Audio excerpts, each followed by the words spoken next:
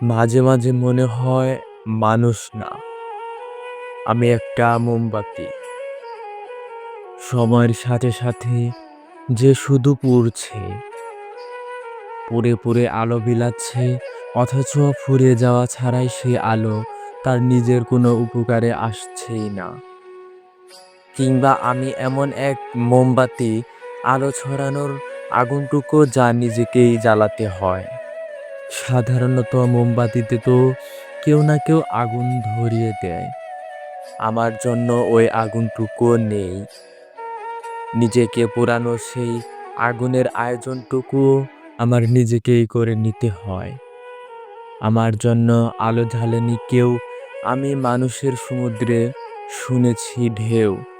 প্রিয় জীবন, তুমি কি জানো নিজেকে পোড়ানো সে আগুনের নাম কি? নিজেকে পোড়ানো সেই আগুনের নাম হলো দুঃখ।